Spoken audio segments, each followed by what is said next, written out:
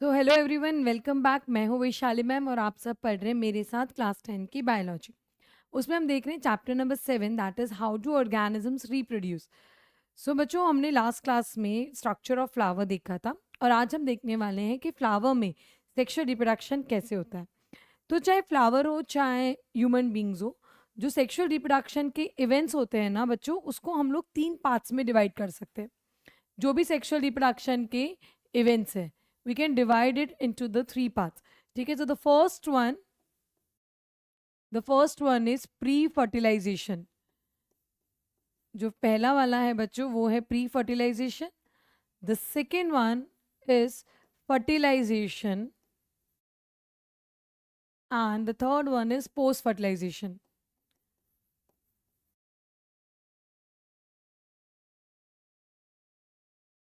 सो flowering plants के अंदर 3 events आते हैं, मतलब जो भी सेक्सुअल रिप्रोडक्शन है, चाहे ह्यूमंस का भी तुम ले लो। ह्यूमंस के अंदर भी जब हम सेक्सुअल रिप्रोडक्शन पढ़ने वाले हैं तो उसमें 3 इवेंट्स आएंगे, pre fertilization, fertilization, post fertilization. अब सबको फर्टिलाइजेशन तो पता ही है। फर्टिलाइजेशन में क्या होगा? फ्यूजन होगा। किन किन चीज़ों का फ्यूजन होगा? मेल गैमेट और फीमेल गैमेट का फ्यूजन होगा, है ना। इसमें मेल और फीमेल गैमेट के फ्यूजन से बच्चों क्या बनता है? जाइगोट। इसमें मेल और फीमेल गैमेट के फ्यूजन से बनेगा जाइगोट। और याद रखना, मैंने क्या कहा था? गैमेट दुनिया में किसी का भी हो, क्या होगा? हैप्लॉइड। चाहे मेल का है चाहे फीमेल का है, किसी का भी गैमेट है, क्या होगा? हैप्लॉइड होगा। ठीक है, तो यहाँ पर भी ये दोनों male and female gametes haploid होंगे and that will result in the formation of zygote. ठीक है। अब फर्टिलाइजेशन से पहले होने वाले इवेंट्स को हम क्या बोलेंगे? प्री। तो प्री फर्टिलाइजेशन से होने वाले पहले वाले इवेंट्स को हम क्या कहेंगे? कि भाई जैसे कि गैमेट्स का फॉर्मेशन, गैमेट्स का बनना, कि भाई मेल गैमेट और फीमेल गैमेट कैसे बनता है। ठीक है, सो इसमें आपका आ जाता है एक, हम उसको बोलते हैं गैमेटोजेनेसिस। गैमेटोजेनेसिस। लेकिन ये आपके सिलेबस में नहीं है बच्चों। ये हम अगेन फ्यूचर में, मतलब जब भी तुम आप 11th 12th साइंस लेते हैं तब आपको गैमेटोजेनेसिस डिटेल में करवाते हैं। जैसे मैंने अभी आपको क्या बता दिया था कि एक पोलन ग्रेन में 2 मेल गैमेट्स होते हैं, एक ओव्यूल में एक एग सेल होता है। ठीक है। अब ये कैसे होता है, मतलब किस तरह से, कहाँ से स्टार्ट होता है, कैसे इनका फॉर्मेशन होता है, that is called gametogenesis. So we are not going to look into detail for this. Then next comes the pollination, ये आज हम देखने वाले हैं। मतलब जब मेल गैमेट बन गया तो मैंने आपको क्या कहा था? जनरली टेंडेंसी क्या होती है? जो मेल होता है ना वो फीमेल के पास जाता है। जनरली टेंडेंसी है नेचर में भी, राइट। सो जो मेल गैमेट है that needs to go to the female, right. So pollination में पोलन ग्रेन्स कैसे फीमेल के पास जा रहे हैं, किस तरीके से जा रहे हैं, वो आज हम देखने वाले हैं पॉलिनेशन में। ओके। फिर फर्टिलाइजेशन हम देखेंगे नेक्स्ट क्लास में। और पोस्ट फर्टिलाइजेशन, यानी कि जब फर्टिलाइजेशन हो गया तो उसके बाद क्या होगा? तो उसके बाद एक तो एम्ब्रियो बनता है। ठीक है। और बच्चों साथ साथ यहाँ पर हम देखेंगे कि कैसे फ्रूट का फॉर्मेशन होता है और कैसे सीड फॉर्मेशन होता है। तो बेसिकली जो भी फ्लावरिंग प्लांट्स है, ठीक है, उसमें जो इवेंट्स ऑफ सेक्सुअल रिप्रोडक्शन है that is being divided into 3 parts, pre fertilization, fertilization and post fertilization. Pre fertilization में गैमेट्स का फॉर्मेशन कैसे होता है एंड उनका ट्रांसफर कैसे होता है, that is gametogenesis and pollination. But gametogenesis is not there in your syllabus, so we are going to look for pollination. Fertilization में क्या होता है? फ्यूजन होगा मेल और फीमेल गैमेट का, जिससे क्या बनेगा? जाइगोट बनेगा। पोस्ट फर्टिलाइजेशन में जाइगोट से कैसे एम्ब्रियो बना, फिर फ्रूट कैसे बनता है और सीड कैसे बनता है, तो हमें ये देखना है। तो बेसिकली तुम्हें पिक्चर क्लियर हो गई कि सेक्सुअल रिप्रोडक्शन जो है उसके 3 पार्ट्स हो गए। So let's begin with the pollination. So बच्चों, पॉलिनेशन मेरे हिसाब से सभी को पता है। What is pollination? The transfer of pollen grains from anther to stigma. Pollen grains कहाँ पे बने थे? एंथर में ना, याद है ना? स्टेमेन के 2 पार्ट्स। ठीक है, इफ यू रिमेंबर, स्टेमेन के 2 पार्ट्स थे। ये था bilobed anther and this was filament. ठीक है, दिस वाज फिलामेंट। और इस एंथर में, इसके अंदर येलो कलर के, ठीक है, यहाँ पे येलो कलर के पोलन ग्रेन्स बने थे। अब ये जो पोलन ग्रेन्स है इसका ट्रांसफर, ये जो पोलन ग्रेन्स है इसका जो ट्रांसफर है, ठीक है, अगर वो हो रहा है स्टिग्मा पे, so this is the stigma. ठीक है, ये फीमेल पार्ट है। So the transfer of pollen grains from anther to the stigma, transfer of pollen grain from anther to the stigma is termed as pollination, is termed as pollination. ये 2 तरीके का होता है बच्चों। जो पॉलिनेशन है वो भी 2 तरीके का होता है। Just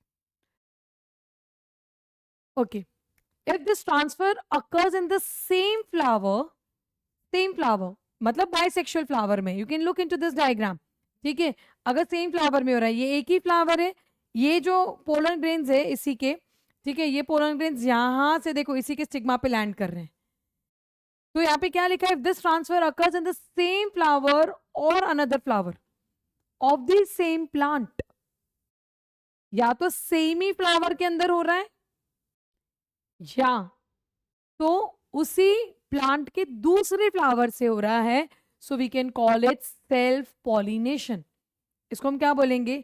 self pollination. मतलब इसमें क्या हो गया कि घर घर के अंदर शादी होना है ना, मतलब within your own family, तुम्हारे रिलेटिव्स के अंदर ही अगर तुम्हारी मैरिज हो रही है, so that is called self pollination. So it's very simple. देखो पॉलिनेशन क्या सबको याद रहेगा? The transfer of pollen grains from anther to the stigma is termed as pollination.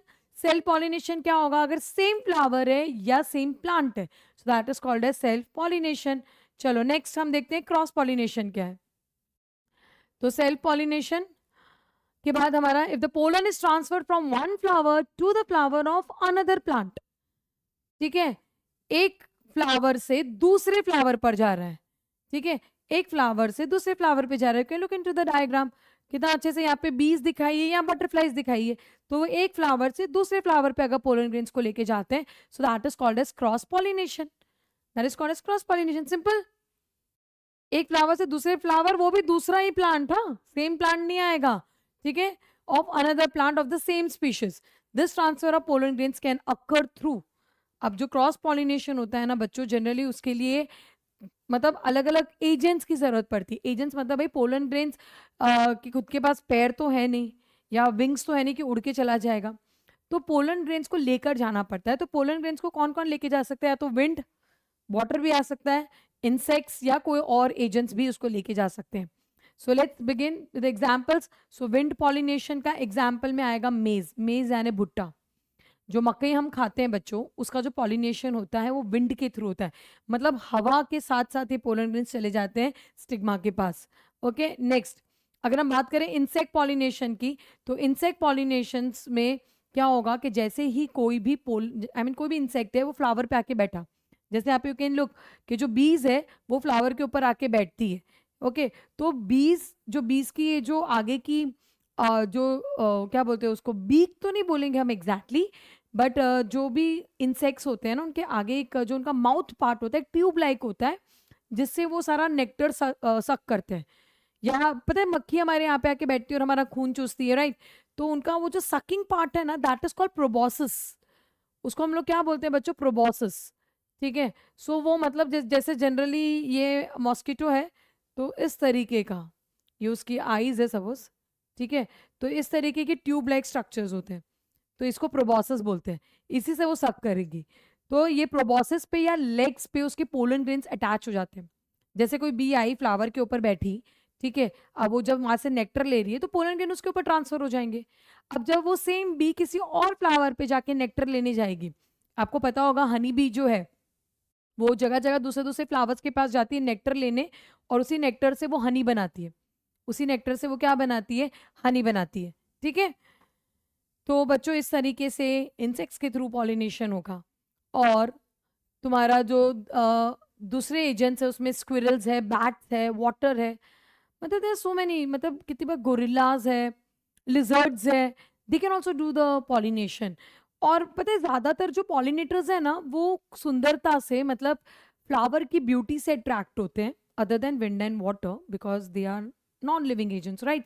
So they don't need to be attract. But जितने भी animals है, जितने भी इंसेक्ट्स है, वो फ्लावर की खूबसूरती को देख के अट्रैक्ट होते हैं या उनकी फ्रेग्रेंस को देख के अट्रैक्ट होते हैं.